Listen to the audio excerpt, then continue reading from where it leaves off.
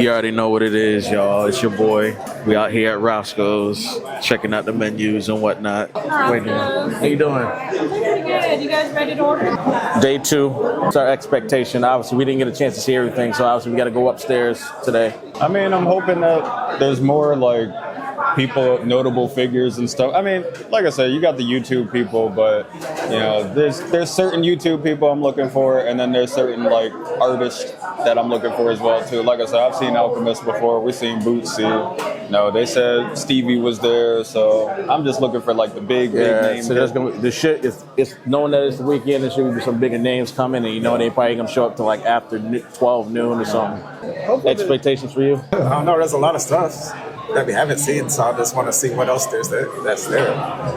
We need that subwoofer room. That's what we need to find. Just blaze subwoofers. Yeah. Somebody was blasting that music yesterday. So we're Grub, and then day 2, NAMM. It's lit. It's lit.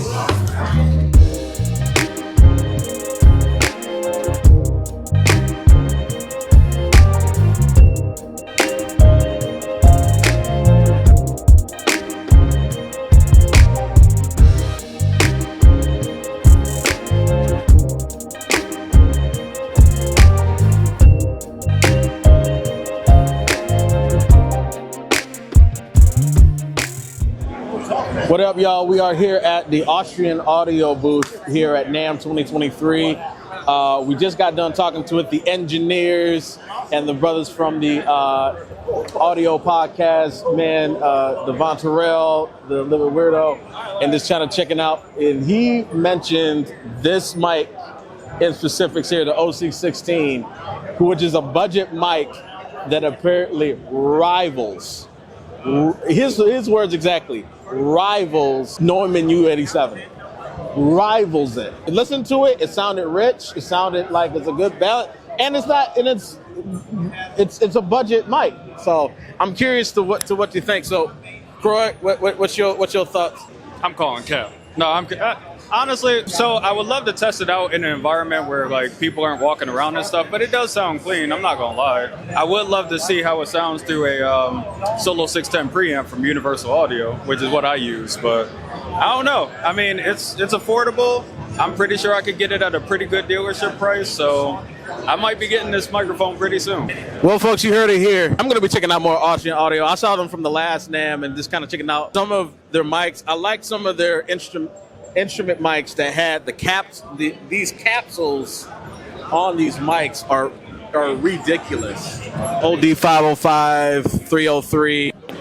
These capsules that are floating that helps with their cardioid poet pattern just to fix with that process. So I don't know. I'm looking forward to what's coming of this. Hey, I'd love to see more from this company. If they really from AKG, then they're a problem for real. Yeah, we know this industry is expensive, and we want to make sure we get good quality for all the stuff that we bring. So, yeah, man.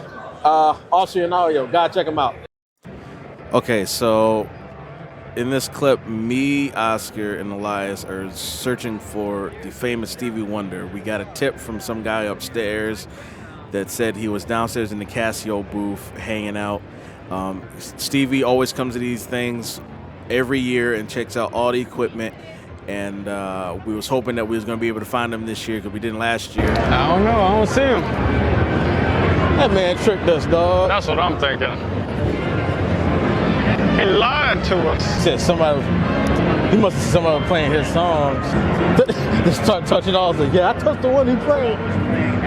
You know any Stevie songs? I don't know. I don't see him. Maybe he was here.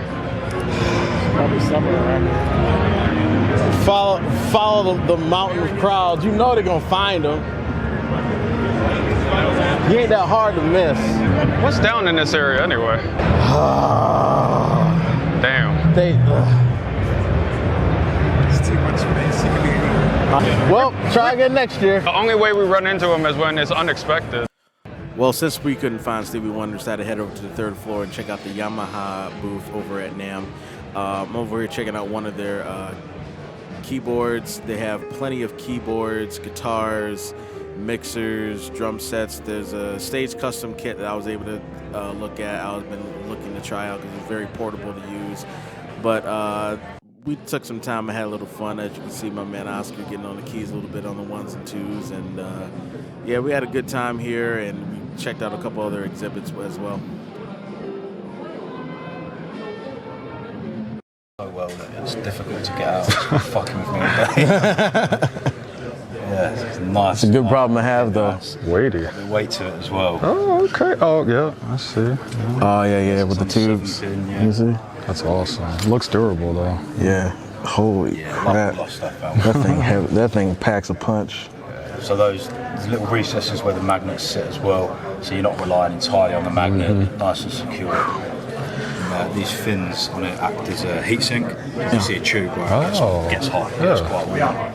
How much is something like that going to be retailing So we're going to be retailing it with the shock mount and the power supply down there. It's going to be $799. That's not bad. That's not bad. That really isn't that bad, too. There's no one else doing tube mics that sound this good for that price point. This build quality is a big part of what we do. It's about accessible price. Oh, yeah. Without compromising, something cheap shouldn't be shit. It have to be, Exactly. Yeah, so keep an eye out for this one. I'll definitely keep an eye out for that. Oh, Hopefully dude. by the end of the year it's going to be on shelves. Okay. That's what's up. True Aston fashion, man. We didn't want to just do a box with a switch with something a bit different. Okay. So switchable polar patterns from Omni, figure of 8, cardioid, and everything in between. This is a switchable bias voltage, which means that you get the original sort of tube sound that you'd expect, right? Quite warm, quite full body. Switch to bias, you get all of that, and additional presence and clarity, and cut through that mix, a little bit of top end. Yeah, so excited to have this one coming out. I can't wait. So what do you guys do? Mostly production, DJing for me. So Live sound, also a lot of studio work as well. Nice. So I'm down on the look after artist relations and market relations and that. Do you want to take contact info? Absolutely. yeah. Get in touch with me for anything at all. We do artist endorsements and that sort of stuff. Okay. Yeah, we actually mess with a lot of the Midas products. Okay, cool. We know the Midas guys well. We're working on a live handheld dynamic. Oh, okay, that's what's up. That'll come sooner. Hopefully before the end of the year we'll have that one out. you want to see the board? I want to talk to the reps about their Turbosound speakers. This is the Heritage D. This is like Midas's newer flagship one compared to their. I had to cut it right there because I was so flustered and surprised over this. It's a funny thing to kind of talk about this mixer. It's I use the Midas M32 a lot of times, as well as Behringer's X32. And I have a lot of friends and folks who really don't see a lot of these mixers and explain it to me as it looks like a spaceship with all the buttons. And I understand it because obviously it's just a lot of things that they don't get. I look at this Heritage D console from Midas, and everything that's in front of me is just confusing at some cases because you have everything that the M32 has with a big touchscreen interface, and all of the knobs are all in front of you as compared to shortcuts that leads to other channels like the X32 or the M32. So I would have a hard time having to do a learning curve trying to understand this, but it's just a behemoth of a mixing console, and it does any and everything with it. That goes up to 96K, over 120 inputs, and it's just ridiculous. So we're gonna show us talking to the rep in regards of how he explains the after effects of this console. I use a lot of M32 and X32 products. Okay. It's a behemoth in person in comparison, but The desk is 144 channels, but you don't need to use all that. Right. So, like right now, IO-wise, I have 2 stage boxes, so that'd be 48 by 48. Okay. These are finding their way into many House of Blues and libation venues across the country, so they're swapping consoles. And as they're upgrading to HDs. Yeah. So you're seeing a lot of them at that level. Most of their shows are probably going to be 48 channels, Yeah. maybe a little bit more. So not terribly big of a step up in I/O count from that, but sonically, pretty good size jump up though. Yeah. And the reason why I say that, one, it's going to operate at 96K natively. Yep. So it's running at 96. The amount of effects in here is insane. Is this like one that can be per channel, or how is? With Midas Digital, true Midas Digital, say this does. You can have up to 3 inserts per channel or output, and it still keeps it within the time and delay compensation scheme. Okay. So delay management. Yep. So I can have a kick drum, have nothing on it. I can have another kick drum, have 3 inserts, throw both my faders up, and not have to use input delay to match that. It will just come out in time. But to insert something, let's say if I select a kick here, I can go down to effects, hit add, brings up the effects rack. This is one way of looking at it. So there's 24 slots. I can choose any open slot. So I can just tap there, and maybe a kick, wave designer, something like that. So now we just inserted that on there.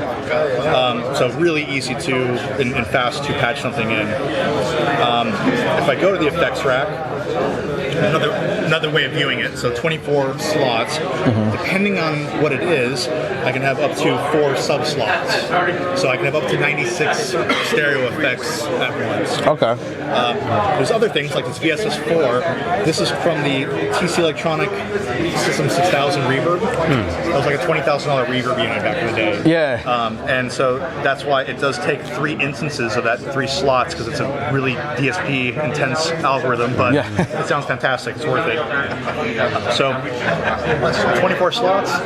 So a few firmware updates ago, that was it. No complaints of the amount of effects. Usually people go, wow, this is pretty impressive. We came up with an update, and we now have 128 dynamic EQs in addition to everything else. That's crazy. And we're going to come out with another dynamics pool to have another dynamics pool of multi-band compressors on top of it. So no, we're not shy of effects on here. Glow. So lots of new stuff in here. A lot of emulations. You're going to find like a distressor looking one. Focusrite Red 3. Your LA2A 1176. All those. SSL compressor. It's called a KC bus. Oh, okay. It's like a G series 4000 G. Right. Okay. Compressor. Lots. I had fun building this show this morning. Let's see if it's still in here. Wow. Oh, man. Which breaks my heart, but That's crazy. Do you know how much time this would take? Because I know that the Wing just came out, and I think they had a pitch correct too. This would have helped with that one show when that dude tried to use his voice effect pedal, and I told him he couldn't use it. This would have definitely helped him. Man. Oh man, this is my baby. This feels like home. You know what else I like about this one compared to these guys? That LED and this LED, like if they just come out with like a 32 plus or a 32.2 or a 232, if they can do that, they need to get this thing. They need to do that and then get a touchscreen. That Heritage D is no joke, bro. I was looking into doing some upgrades with just mostly my portable rig, and I was definitely interested in a lot of the Turbosound tops and bottoms, mostly like your 12 and 15 or 18 subs. I'll give you 3 options, and it's pretty simple. So the first option is the most expensive, that's behind you. So that box there is a 3-way bi-amp box, but can be run passively as well on a single channel, but it's still 3 ways. And then this is a dual 15 underneath. Okay. but it is balls to the wall premium. Then we do a range below it that's coming out called TQ, which effectively you can get the same double 15 and a 12, and then there's one below that as well, which is a BQ series. So you've got three. By the end of the year, you've got three choices of range. Okay. So Okay. you can just go good, better, best, which is the way that you want to do it, and then it's a budgetary thing, isn't it? In terms of, absolutely. So that's the idea. So I mean, just to give you the points are different. So this is the Manchester series.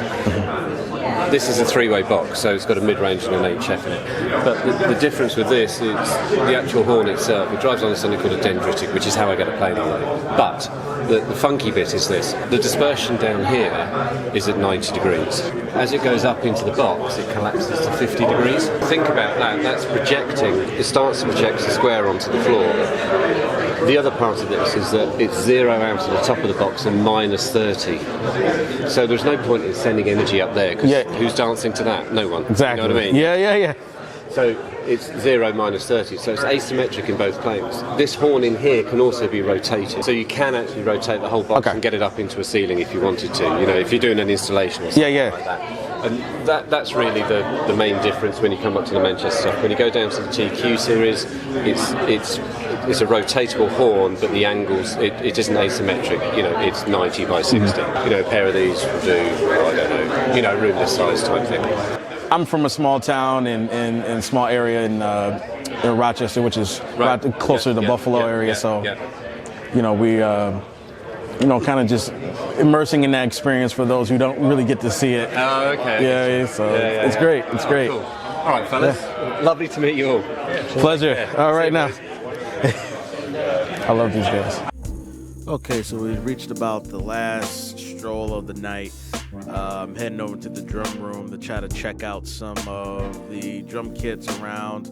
Obviously, we got a bunch of heavy hitters with Turkish cymbals, Peisty, Meinl. There was a bunch of famous drummers there. One of them happened to be Thomas Pridgeon that happened to be over there. We also had my man Jalen from SUNY Purchase, who actually did a set, and a couple guys from Rochester that I know close with. And obviously we just kind of do a little bit of walk around and pretty much trying to close out the day before we get to a seminar by the one and only, in my opinion, one of the greatest figures in American music history.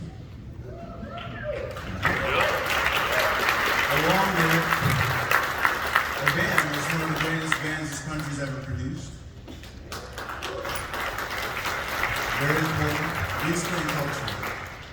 With no further ado, please welcome my man, the mighty Chuck D.